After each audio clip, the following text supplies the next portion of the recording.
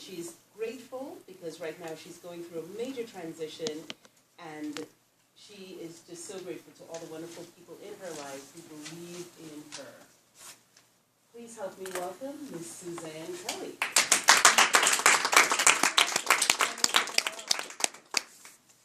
I'm very grateful that I get to follow in Gail's footsteps. Thank you, Gail. How do I measure up to you? No, stop. So the topic for my speech tonight is powerful. Good evening, fellow Toastmasters and welcome guests. And the topic for my speech is powerful leadership wins hearts and minds of employees. And the American workforce has approximately 100 million people. And out of that 100 million, 70% of them are not engaged in their work.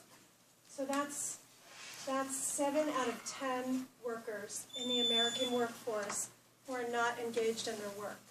And that's a pretty alarming statistic. And what is the definition of employee engagement? So employee engagement is a willingness to apply discretionary effort in the interest of helping your manager and company succeed. And that's the definition of employee engagement.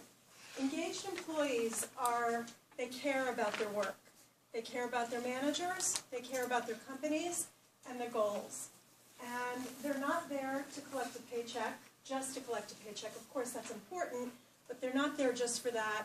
They're not there for the promotion. They're there because they care. And leaders who know how to win hearts and minds of employees also care about their people, and they value them as their greatest assets. And I'll give you a couple of examples of companies who get it right in terms of driving employee engagement through the roof. Google, they get it right. Southwest Airlines, they get it right. Zappos gets it right. And SAS is another company that gets it right. And SAS is run by a gentleman, his name is Jim Goodnight. And in my opinion, he's one of the greatest leaders in this country. And this company is located in Cary, North Carolina. And Jim Goodnight has a famous quote that I love. And his quote is, 95% of my assets drive out of the gate every night. And it's my job to make sure that I create an atmosphere that keeps them coming back every morning. And I think, he's pretty incredible. So there are employee engagement breaks down into 3 different categories. So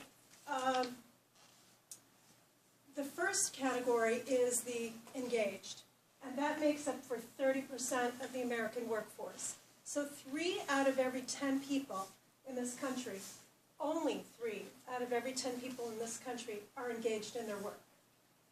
And so engaged workers are the ones that do all the greatest things for their companies. They're the reason why companies are successful. They care about what they do, they make the greatest managers, and they create the most innovation for their companies, and they're the best people to work with. And then you've got the not engaged. And the not engaged makes up for 50% of the American workforce. I mean, that's pretty staggering. 50%, that's 50 million people in this country, are not engaged in their work. And they are basically there just to collect a paycheck. They are sleepwalking through their day. They're not inspired by their work or their managers. And they're just existing. And then you've got the final category, which is the actively disengaged. And the actively disengaged, they're toxic. And they're the company's worst nightmare. And they make up for 20 million in the American workforce. And the actively disengaged are the ones that are undoing all of the good things that the engaged workers are doing. And they make the worst, well, hopefully they're not your manager, but some of them do get into those slots. And they are really the worst. So from an employer, from a job seeker perspective, how can you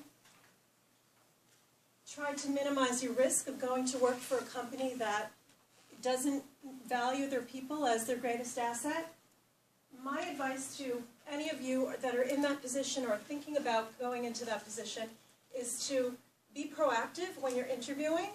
Ask questions. So when you're interviewing and you're meeting with different people, different individuals in the team, ask them to describe the manager. Don't be afraid. When the time is appropriate and it's time for you to ask questions, you can say, how would you describe this individual as a manager? How would you describe their management style? And you can ask that person, how would you describe yourself as a manager? It's a valid question. Do your due diligence and do your research on the company. You can go to sites like Glassdoor, and this is a site where employees and former employees give reviews of the company and their managers, and you can just be as proactive as possible. And from an employer standpoint, when you want to make sure that you're hiring individuals that are engaged in their work, those A players that you really want, those are the ones that make up for the 30% of the American workforce. They're the minority in this country. And if those are the ones you really need to drive your department or company to success, ask questions of the individuals that used to work, that have worked with them in the past. And that's important because you want to find out about their personality, you want to make sure they fit into your culture. And in closing, companies that have amassed 65% or more of engaged workers are more successful over a 5-year period than their disengaged competitors. And I just want to share this little book with you. It's called Lead with the Heart. This is a guy that I met that wrote the book. His name is Mark Crowley. He's a pioneer in this area of powerful leadership, winning hearts and minds of employees. And it's an amazing book. If you want to borrow it, I'm happy to loan it to you. Thank you very much.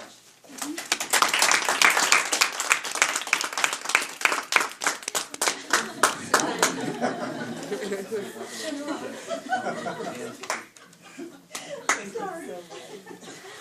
See, my shoes were smoking to get off. Oh, yeah, good. Please use the forms that are in front of you to give Suzanne feedback on her project